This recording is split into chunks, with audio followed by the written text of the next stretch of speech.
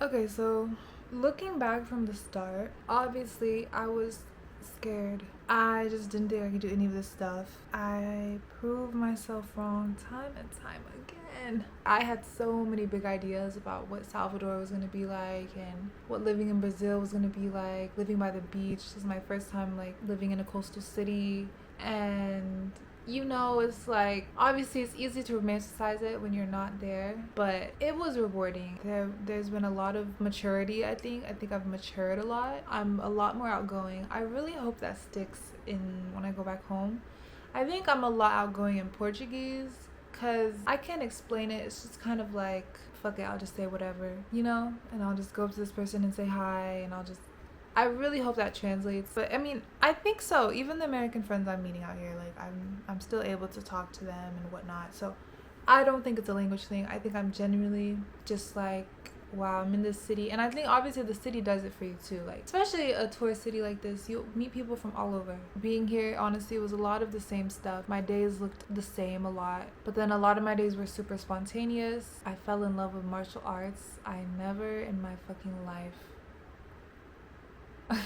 I tried boxing in the States before, but I actually have been training like almost every day, and I'm actually obsessed with it. Like, I know it's obviously like, that's probably not even what y'all want to hear. You want to hear about the film and about capoeira and about Afro-Brazilian culture, but I'm just telling you, like, when it came down to needing safe space, needing a family, needing a second home away from home, that boxing gym, like, my coaches, the people there, everyone was just so welcoming to me. I would just have the best workouts of my life. Mentally just helped me so much. And yeah, I did other martial arts too. I've been doing capoeira. I have my first chord. I didn't say I was good, I said I have my first chord. I have my capoeira nickname, guerreira, which means warrior.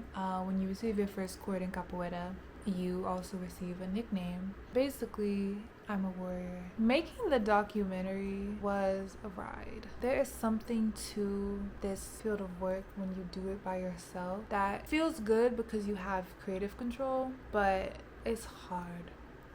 I mean, it's really hard. I don't think I ever want to do that again. I definitely want to contract other editors, second cameras, even an audio technician, like, just so I don't have to like worry about audio. It's just like having to worry about everything all the time is a little bit stressful. And so, for example, like, I have to do an interview. It's not just like I go there with my camera. Like, I have to prep the interview, in Portuguese, which takes a little bit more brain power. I have to make sure my audio is working, make sure I have the SD cards for that, make sure the battery is working, make sure I bring the headphones so I can make sure the audio sounds good, and then I also have to operate the cameras, have to bring the tripod.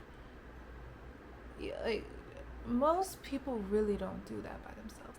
And I'll tell you something, I'm realizing too, it was a lot to just take on all at once. Like, for example, I was filming something for capoeira, and without giving too much away, I was recording audio, left my audio, like my Zoom recorder, like, pick up audio while I was filming, came back to it, realized it wasn't picking up audio at all. My dumbass set it up on the mic when it was supposed to be on stereo. So I had like an hour audio of nothing.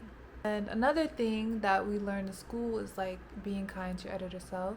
That didn't happen. There just isn't time to be kind to your editor self when you're doing everything by yourself. I'm so sorry. So my editor self, my future self, she's not gonna like me very much. But there's nothing we can do. What it taught you about patience, listening, trusting your instincts. When people are open to telling their stories, they're literally opening up their lives to you. Obviously, that means life is gonna get in the way. You have to respect what you can film, what you can't film. You have to respect when people have to reschedule. People love rescheduling here in Bahia, let me tell you. Because Bahia is just super laxed. I think I was a little bit against the grain on that. It's like I had to just like learn not to take things personal. I think I've been very patient, but I also think I could work a little bit on just making sure people don't play with my time and stuff like that. Listening, trusting your instincts. Yeah. How it feels like something that's still taking shape.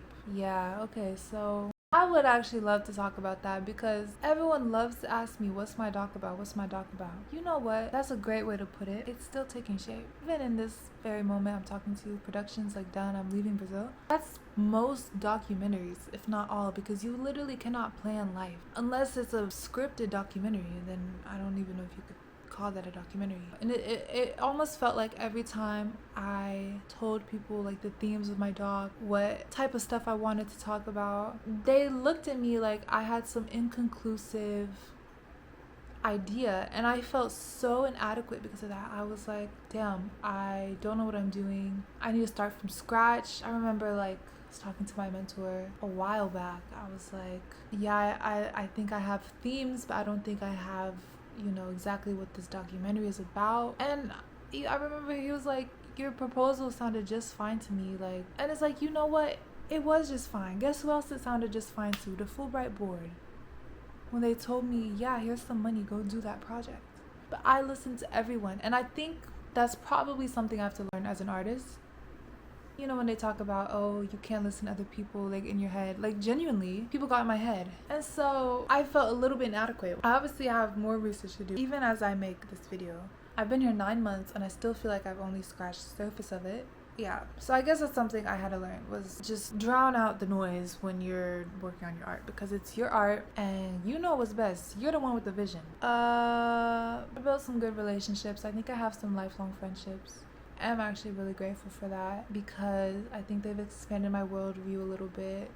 It's nice to be surrounded by people who also do amazing things, because then you remember you're also amazing, you can do amazing things, and you will continue to do amazing things. I didn't start speaking Portuguese until about 16 years old, and to this day it's not perfect. I'm fluent, I understand fluently, I speak fluently, but especially here in Bahia, my mom's from Sao Paulo.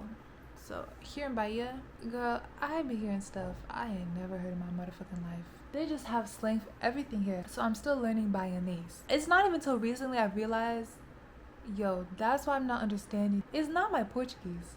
Language barriers. Yeah, logistics. I'm a big planner. I love to plan everything. I have a Notion for like every aspect of my life. What's helped me a lot, I have 2 notes in my notes app. One that says doc updates, just like write progress down that I've made so I like feel like I'm doing something. And then another one is doc dump. I date it and I just write down every idea that I have. As soon as it pops up in my head about my doc, I write it down, and that's helped me keep organized a lot. Yeah, this year changed my confidence. Honestly, I learned that there's a lot of people who are really interested in what I do, and I love that. I just need to be open to that. But I need to like plug myself more. I need to be like, oh, well, okay, here's my Instagram, here's my YouTube. Like I said, meeting people from all over the world and just connecting with people, getting out of my bubble. Obviously being in the city where like everything's happening, it just feels like anything's possible. I don't know how to explain it. I just finally feel more confident in myself, my abilities, my company. Obviously all the things I've accomplished here, opening my LLC, doing this research, doing this documentary. Of course anything's possible. Look at what I'm doing, of course. So yeah, I think Fulbright is like, there's another end of the beginning, you know? I'm definitely gonna look back on this and just love myself forever, because it definitely open doors to how I want to live and create.